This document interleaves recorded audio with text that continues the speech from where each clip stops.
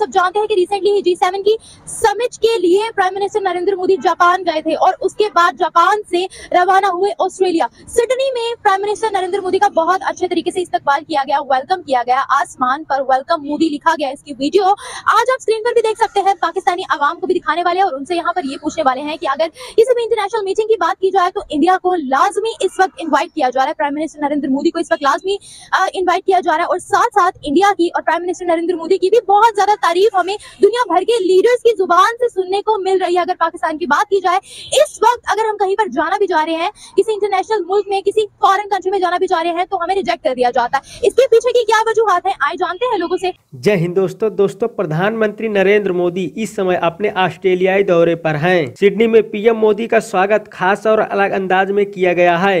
Recreational aircraft की मदद से पीएम मोदी के स्वागत में यहां आसमान में वेलकम मोदी लिखा गया। दोस्तों, इससे पहले प्रधानमंत्री पपुआ न्यू गिनी में थे, जहां आइलैंड देश के पीएम जेम्स मरापे ने उनका स्वागत पैर छूकर किया था। वहीं जापान के हिरोशिमा में G7 शिखर सम्मेलन में पहुंचे अमेरिकी राष्ट्रपति जो बाइडेन ने प्रधानमंत्री का ऑटोग्राफ मांगा था। इसके साथ ही उन्होंने पीएम मोदी को बताया था कि अमेरिका में पीएम मोदी की किस कदर लोगों में दीवानगी है। पीएम मोदी सिडनी में कुडोस बैंक एरिना स्टेडियम में भारतीय प्रवासियों को संबोधित करेंगे। इस दौरान उनके साथ ऑस्ट्रेलियाई प्रधानमंत्री एंथनी अल्बनीज भी मौजूद रहेंगे। ऑस्ट्रेलिया के पीएम एंथनी अल्बनीज ने कहा कि पीएम मोदी बॉस हैं। भारतीय समुदाय ने गर्मजोशी से पीएम मोदी का स्वागत किया। ऑस्ट्रेलिया में मोदी की मौजूदगी में सिडनी के पश्चिम में बसे हैरिस पार्क का नाम बदलकर लिटिल इंडिया किया गया है। हैरिस पार्क में लगभग हर दूसरा आदमी भारतीय है या फिर भारत से जुड़ा हुआ है। दोस्तों, भारत की बढ़ती लोकप्रियता को देखकर पाकिस्तानियों को मिर्ची लग जाती है। वैसे भी इसमें पाकिस्तान के हालात बहुत ज्यादा खराब है और पूरे विश्व में भारत की बढ़ती हुई लोकप्रियता को देखकर पाकिस्तानियों के पैरों तले जमीन खिसक जाती है। और सवाल ऐसा है कि शायद आपको पसंद ना आए, मैं तारीफ करने लगा हूँ हमारे पड़ोसी मुल्क की और उसके प्राइम मिनिस्टर की, और मैं कुछ बातें बताऊंगा। क्या उस बातों के बाद जो मैं आपको बातें बताऊंगा, आप बताइएगा कि जो मैं बातें कर रहा हूँ वो सही है या गलत है, आपने फैसला करना है। एक प्राइम मिनिस्टर है जिसे पूरी दुनिया झुककर सलाम कर रही है। G20 की मीटिंग इंडिया के अंदर हुई, बड़े बड़े वजीर आके इंडिया के पाँव में गिर गए, नरेंद्र मोदी के पाँव में गिर के कह रहे हैं कि भाई आप ही सब कुछ हो। अभी दूसरी तरफ हमारे पॉलिटिशियन है, आप हमारे पॉलिटिशियन बाहर के मुल्क में जाते हैं, कहते हैं पाकिस्तान के अंदर स्पीच करते हुए कहते हैं बेगर कांट बी चूजेस। अब आपने फैसला करना है कि बेस्ट कौन सा वजीर आजम है अपने मुल्क के लिए। एक वजीर आजम है जो दुनिया में कहता है कि भाई हमारे मुल्क जैसा कोई मुल्क नहीं है, इंडिया जैसा कोई मुल्क नहीं है।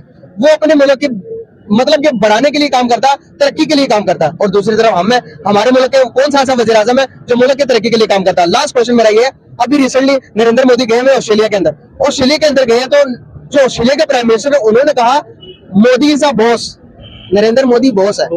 क्या कहना चाहेंगे कि एक तरफ दूसरा मुल्क है जिसकी वाहवाही खत्म ही नहीं हो रही, दुनिया तारीफें पे तारीफें कर रही है, दूसरी तरफ पाकिस्तान हमें कोई पूछता ही नहीं है। अभी रिसेंटली दुनिया में हुई है G20 G7 की मीटिंग्स, बहुत अहमियत रखती है ये मीटिंग। इसमें पाकिस्तान को इनवाइट क्यों नहीं किया गया? हमारे पड़ोसी मुल्क भारत को किया गया मगर हमें नहीं किया गया। भाई इसी वजह से नहीं किया गया, हमारे मुल्क के हालात ही इन्होंने ऐसे कर दिए। कुछ अवाम ने हमारे हालात मुआवजा ना करके जाता है इमरान खान, तो इंशाल्लाह ताला ये सब काम हो जाएगा। अभी तो फिलहाल पीडीएम है ना, पीडीएम में है, उनको क्यों इनवाइट काम कर दिया, वो अपना काम कर रही है। जैसे जैसे हालात ठीक होंगे जी मैं ये कहूँगा, आपको बताती हूँ, हम प्राइम मिनिस्टर्स का कंपैरिजन कर रहे हैं। बेसिकली मैं आपको खबर बता देती हूँ, खबर पे आते हैं। G7 की मीटिंग के बाद ऑस्ट्रेलिया तशरीफ लेकर गए थे प्राइम मिनिस्टर नरेंद्र मोदी। उन्होंने आसमान पर लिखा वेलकम मोदी। सिर्फ सवाल मेरा इतना है, आज तक हमारे प्राइम मिनिस्टर या किसी पॉलिटिशियन के लिए ये शर्फ क्यों हासिल नहीं हुआ? ये जी इसी वजह से नहीं हुआ कि हमारे हालात बेहतरी की तरफ जा ही नहीं रहे। कोई पार्टी कुछ थोड़ी सी तरक्की करती है, ये नौबत कोई नहीं है। इतना कर दिया था कि बंदा आगे क्या करे, मुझे ये बताए। नहीं, मैं ओवरऑल 75 सालों की बात कर रही हूँ, मैं कोई 10-20 साल की बात नहीं कर रही। आपका मुल्क सही चल रहा था उस टाइम, आपका मुल्क सही चल रहा था। बात कर रही हूँ कि दुनिया भर के मुल्कों ने कभी हमें इस तरह से इन्विटेशन क्यों नहीं की? ओवरऑल बात मिल रहा था, 55 किलो चीनी मिल रही थी उस टाइम, ठीक था। 55 पेट्रोल मिल रहा था, वो ठीक था। जब ये हुकूमत, ये बहुत पुरानी बात है सर मैडम, ये बहुत पुरानी सालों में आती है ना मैडम, ये 75 सालों में आती है ना। जब ये मुल्क तरक्की में, वही अर्ज कर रहा था कि जब भी ये मुल्क तरक्की की राह में चलता है, जब कर्जा चढ़ता है तो फिर टैक्स डबल होता है, तो फिर डॉलर रेट भी बढ़ता है। अभी डॉलर रेट आप देख लें कितना ज्यादा है। जी बिल्कुल आप सही कह रही हैं, डॉलर रेट ज्यादा है। सर इसका तो हमें खुद सोचना चाहिए ना, हमें ऐसे बंदे को सिलेक्ट करना चाहिए जो आगे हमारे मुल्क को तरक्की की तरफ लेके जाए, ना कि ये फसादात और आपस की जंग के अंदर लगा रहे। मुझे अब सिंपली मेरा आपसे ये सवाल भी है और जवाब भी है, मुझे बताएं तो इस टाइम हमारे प्राइम मिनिस्टर साहब को पड़ी हुई है कि इलेक्शन नहीं करवाने, इमरान खान साहब कह रहे हैं कि इलेक्शन करवाने हैं। इन दोनों के चक्करों में मुझे बताएं इस टाइम अवाम का क्या कसूर है? अवाम का बेड़ा गर्क हो चुका है। इसी तरह है उधर इंडिया में जो है, उधर वो जो मर्जी करता रहे, उन्होंने जो है अपनी पॉलिसी को देखना है। आप मुझे बताएं कश्मीर के अंदर वो कितना जुल्म सितम कर रहे हैं, उसके बावजूद उन्होंने G20 जो मीटिंग है वो कश्मीर के अंदर मुनक्किद की है। उन्हें किसी की कोई परवाह नहीं है। वो क्यों? क्योंकि सर जो लिबरल जितने भी हैं सारा यहूद व नसारा इंडिया के साथ है।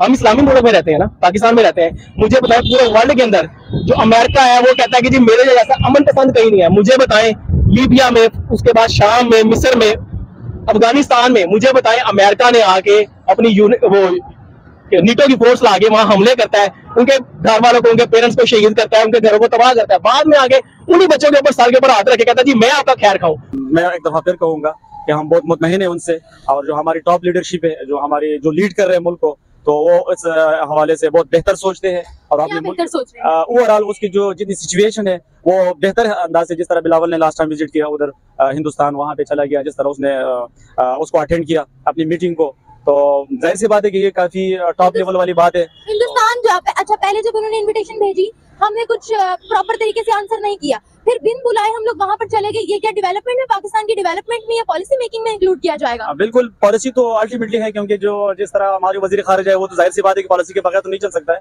आगे से उसको ठीक ठाक इजाजत मिली होगी, जितने हमारी इदारे हैं उनको उसको बताया होगा कि आपको उधर जाना है, क्या कहना है, किस तरह कहना है। बाकी जिस तरह इंटरनेशनली अगर आप ओवरऑल हालात देख ले तो काफी तशवीशनाक है हमारे लिए। किसने उनको गाइड किया कि वहां जाकर क्या बोलना है, क्या करना है?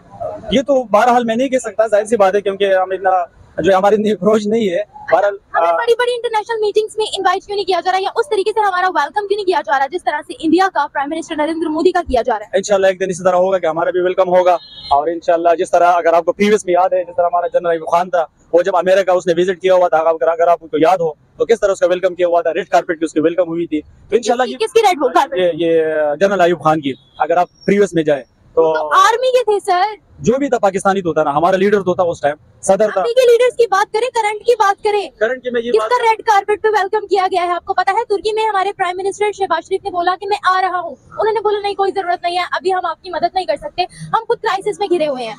तो एक दिन हमें तो अपने पैरों पे खड़ा तो होना है ना, ये मुल्क है तो हम है, ये हमारी धरती माँ है, हमें इस पे लड़ना है, हमें इस पे मरना है, हम जो पैदाइशी हुए हैं, ठीक है। तो हमारी धरती माँ है, हम चाहते हैं कि पाकिस्तान सबसे आगे बढ़े, लेकिन उसको नंबर 1 पे लाने पर, इसका नाम बनाने के लिए हमें मेहनत तो करनी पड़ेगी ना सर। अल्टीमेटली वो तो मैंने आपको बता दिया कि स्ट्रगल तो हमें कहीं हमारे ईमान है कि हम स्ट्रगल करेंगे तो हम तो आगे बढ़ेंगे। एक मुल्क जिसको हम अपना दुश्मन कहते हैं, और वही मुल्क आजकल दुनिया के ऊपर झंडे गाड़ते हुए जा रहा है। मैं भारत की बात कर रहा हूँ, मैं इंडिया की बात कर रहा हूँ। सर इंडिया ने G20 के समिट करवाया और बाहर से दुनिया के बड़े बड़े वजीर आए, उस मुल्क के अंदर आकर नरेंद्र मोदी के पांव पे गिर गए। अभी नरेंद्र मोदी का विजिट है, ऑस्ट्रेलिया के अंदर चले गए वो। ऑस्ट्रेलिया के अंदर ऑस्ट्रेलिया के प्राइम मिनिस्टर कह रहे हैं मोदी इज द बॉस। बताएगा जरा कहीं ना कहीं कुछ भी करके हमारा कंपैरिजन मौजूदा जो सिनेरियो चल रहा है पाकिस्तान का, क्या हम इंडिया के साथ कंपैरिजन कर सकते हैं? नहीं, ऐसा तो कुछ नहीं हो सकता। इंडिया के साथ हमारा कैसे कंपैरिजन हो सकता? किस तरह से नहीं हो सकता? पहला तो सबसे पहले तो इस्लाम का ही है जी। अच्छा। मेन जो है वो हिंदू है, हम मुस्लिम है, मतलब इससे हम अफजल हो गए। हाँ बिल्कुल, वो तो अल्लाह ताला की नज़र में तो हम अफजल हो गए, मुसलमान हो गए हम, वो नॉन मुस्लिम हो गए। जो मुसलमानों के काम अल्लाह ताला ने जो नबी के जरिए हम तक पहुंचाए हैं, हम उस पर कितना अमल कर रहे हैं मौजूदा टाइम के अंदर, इस बात पर आइए जरा। कोई नहीं अमल कर रहे, हम दिन रात हम गुनाहों के चक्रों में लगे रहते हैं।